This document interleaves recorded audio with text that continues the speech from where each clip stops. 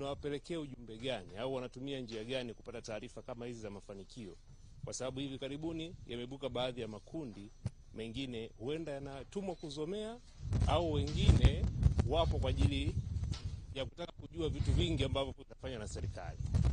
Sasa natamani kujua kupitia msemaji wa serikali, mnatumia njia gani kuwafikishia ujumbe ambao hawajui nini kinaendelea kwa serikali, ambao wao wanatumia mitandao bila kujua nini ambacho kinaendelea kwa sasa, ila wanaendeshwa na mobu?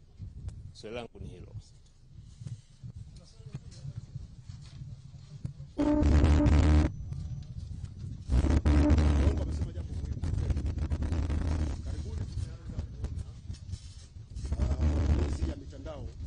Katika njia isiyofaa.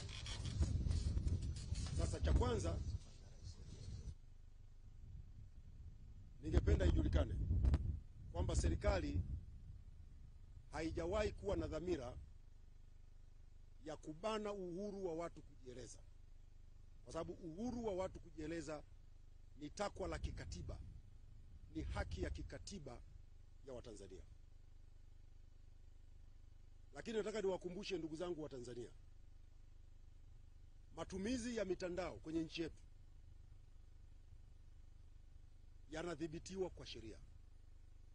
Tunayo sheria ya mwaka 2015 ya makosa ya mtandao.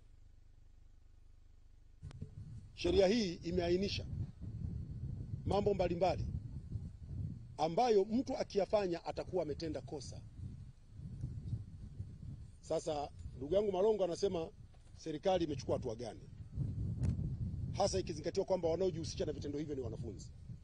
Na ni kweli sehemu kubwa ni wanafunzi, hasa wa vyuo. La kwanza, serikali inafanya kazi kubwa ya utoaji wa elimu kupitia vyombo vya habari. Tunavyo vipindi kupitia televisheni, tunatuma maudhui kwenye mitandao ya kijamii ya kuelimisha juu ya matumizi mazuri ya mitandao ya kijamii. Naombeni wa Tanzania tuzingatie elimu tunayopewa kwenye vyombo vya habari na kwenye mitandao ya kijamii. Lakini la pili, serikali imejenga uwezo wa udhibiti wa matendo yasiyofaa katika mitandao ya kijamii.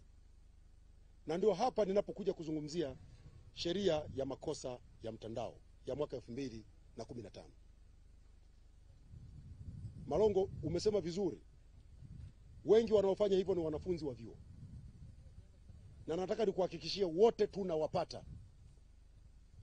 Bahati mbaya wanatumika.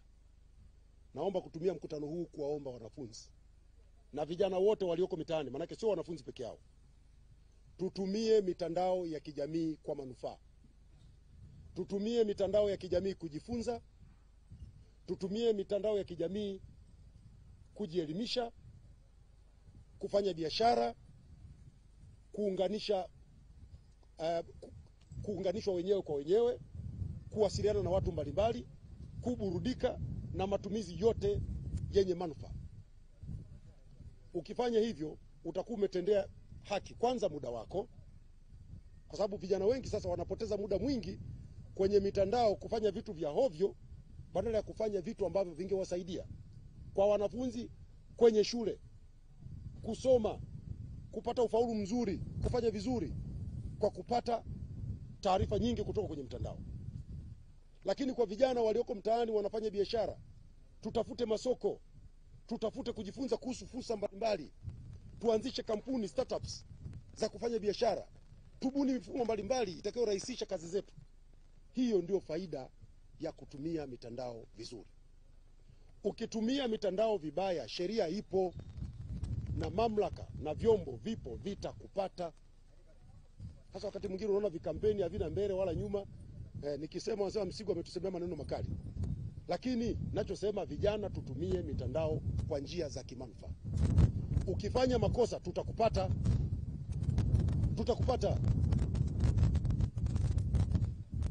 Sheria inakataza kutukana. Sheria inakataza kufanya uchochezi. Sheria inakataza kuzua taharuki. Sheria inakataza kudhalilisha. tumeanza kuona kwenye mitandao watu wanafanya makosa haya. Sasa naomba niwaambie vijana, hakuna atakayefanya makosa haya akabaki salama. Tutakupata. Litakuwa ni swala la muda tu. Hatukukupata leo, tutakupata kesho, tutakupata kesho kutwa, tutakupata wiki ijayo, tutakupata mwakani. Jinai haifi. Na tukiwakamata vijana hawa wengi utasikia nilikuwa sijui.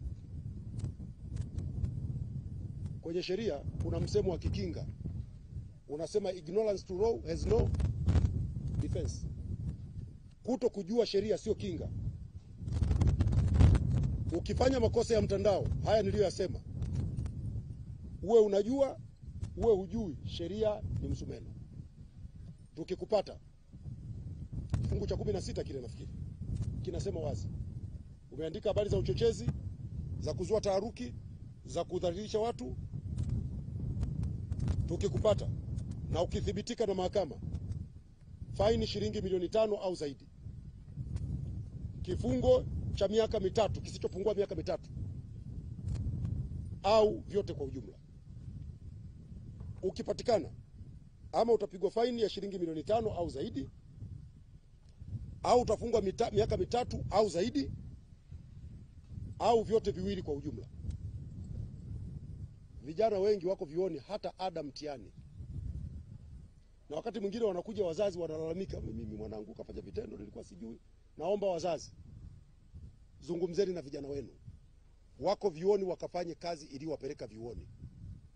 Kazi yao ni kusoma. Wasipofanya hivyo watakutana na mkono wa sheria.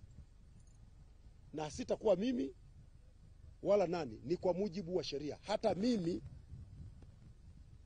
nikitukana mtandaoni, nikidhalilisha mtu yeyote, nitachukuliwa hatua za kisheria. Hakuna mtu aliye juu ya sheria. Sasa tunaelekea kwenye uchaguzi.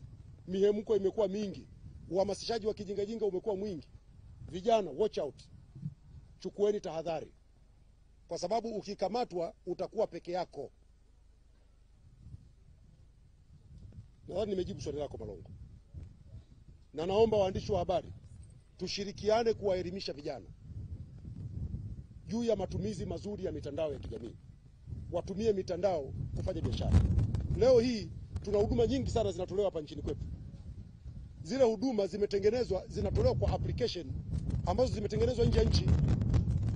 Faida ya hizi huduma wanapata watu walioko nje ya nchi. Haujapata chakula, hujapata soda, hujapata maji, hujalipa ada, hujafanya kitu chochote.